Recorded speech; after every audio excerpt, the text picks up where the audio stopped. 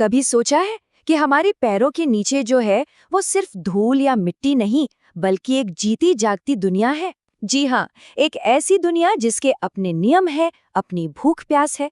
तो आज हम इसी दुनिया के रहस्यों से पर्दा उठाने वाले हैं।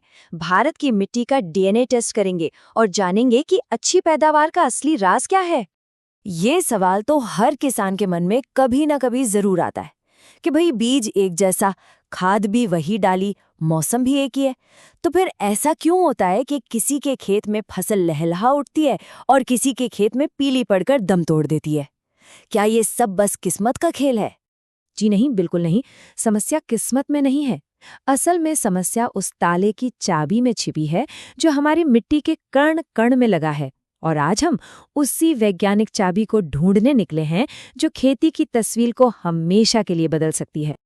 ठीक है, तो चलिए इस सफर पर आगे बढ़ते हैं। मैं ये वादा कर सकता हूँ कि इस विश्लेषण के आखिर तक आप सिर्फ एक किसान नहीं बल्कि अपने खेत के डॉक्टर बन जाएंगे, अपनी मिट्टी की नब्ज पहचानना सीख जाएंगे। देखिए, हमारे देश में कुदरत ने हमें मोटे तौर पर 8 अलग अलग तरह की मिट्टियां दी हैं। अब जैसे हर इंसान को एक ही दवा सूट नहीं करती है ना, बिल्कुल वैसे ही हर मिट्टी का स्वभाव, उसकी ज़रूरतें और उसका इलाज सब अलग अलग है। तो आइए एक एक करके इन सब का पूरा पोस्टमार्टम करते हैं। हम अपनी पड़ताल की शुरुआत भारत के सबसे उपजाऊ मैदानों से करते हैं। सबसे पहले बात करेंगे जलोढ़ और काली मिट्टी की। ये दोनों मिट्टियां हमारे देश की खेती की रीढ़ की हड्डी हैं। तो सबसे पहले नंबर पर है जलोढ़ मिट्टी, जिसे हम सब कछारी या दोमट मिट्टी के नाम से भी जानते हैं। ये मिट्टी नदियों द्वारा लाई गई बारीक गाद से बनी है और इसे दुनिया की सबसे उपजाऊ मिट्टियों में गिना जाता है। सोचिए, पंजाब से लेकर असम तक का जो विशाल मैदान है वो इसी मिट्टी से बना है। ये सच में भारत की जीवन रेखा है। और ये जीवन रेखा कितनी बड़ी है, इसका अंदाज़ा आप इसी बात से लगा लीजिए कि भारत की कुल ज़मीन का लगभग 45% हिस्सा इसी जलोढ़ मिट्टी का है। अब यहाँ से बात दिलचस्प होती है। जरा इसका डीएनए प्रोफाइल देखिए। एक तरफ तो इसमें पोटैश और चूना भरपूर मात्रा में है, लेकिन इसकी सबसे बड़ी कमजोरी है नाइट्रोजन, फास्फोरस और ह्यूमस यानी जैविक पदार्थ की कमी। और सबसे बड़ी चिंता की बात, जहां जहां धान और गेहूं की खेती होती है वहां जिंक यानी जस्ते की भयंकर कमी पाई जाती है। तो इसका इलाज क्या है? बहुत सिंपल, हर 3 साल में एक बार ढेंचा या सनई जैसी हरी खाद का इस्तेमाल करें और साल में कम से कम एक बार जिंक सल्फेट जरूर डालें। बस इतना कर लिया तो ये मिट्टी गेहूं, धान, गन्ने से लेकर लगभग हर फसल के लिए सोना है। चलिए अब जरा मध्य भारत की ओर चलते हैं और मिलते हैं काली मिट्टी से। इसे रेगुर मिट्टी भी कहते हैं और ये ज्वालामुखी की लावा से बनी है। ये मिट्टी अपने आप में एक पावर हाउस है। इसकी सबसे कमाल की बात जानते हैं क्या है? इसे स्वयं जुताई वाली मिट्टी कहते हैं। क्यों? क्योंकि जब ये सूखती है तो इसमें गहरी दरारें पड़ जाती हैं। ये दरारें हवा को सीधे जड़ों तक पहुंचाती हैं, ठीक वैसे ही जैसे जुताई करने से होता है। मतलब ये अपनी जुताई खुद कर लेती है। अगर इसके प्रोफाइल पे नजर डालें तो इसमें नमी सोखने की गजब की क्षमता है और ये कैल्शियम, मैग्नीशियम, पोटाश जैसे खनिजों का तो खजाना है। लेकिन इसकी दुखती रग है नाइट्रोजन, फास्फोरस और जैविक कार्बन की कमी। और एक और बड़ी बात, इसका पीएच मान ज्यादा होता है, जिससे जिंक और लोहा मिट्टी में होने के बावजूद पौधे को मिल नहीं पाते, एक तरह से लॉक हो जाते हैं। तो इसके समाधान के लिए सबसे जरूरी है खेत से पानी की निकासी का अच्छा इंतजाम और सिंगल सुपर फॉस्फेट का इस्तेमाल।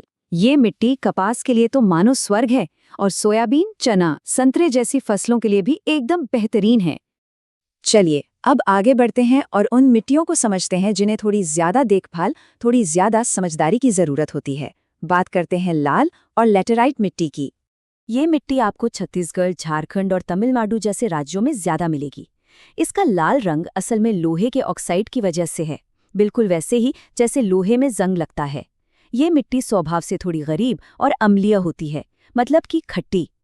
तो इस खट्टी मिट्टी का इलाज क्या है? बड़ा ही सीधा साधा और असरदार, चूना। बस बुआई से पहले खेत में चूना मिला दीजिए।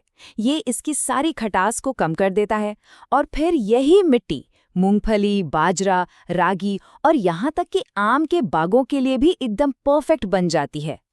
अब बात करते हैं एक बहुत ही खास मिट्टी की, लेटराइट मिट्टी। इसको ईंट वाली मिट्टी भी कहते हैं। ऐसा इसलिए क्योंकि ये उन जगहों पर बनती है जहां भारी बारिश होती है। बारिश सारे पोषक तत्व धोकर नीचे ले जाती है और जब ये मिट्टी सूखती है तो ईंट जैसी सख्त हो जाती है। इसमें लगभग सभी जरूरी पोषक तत्वों की भारी कमी होती है।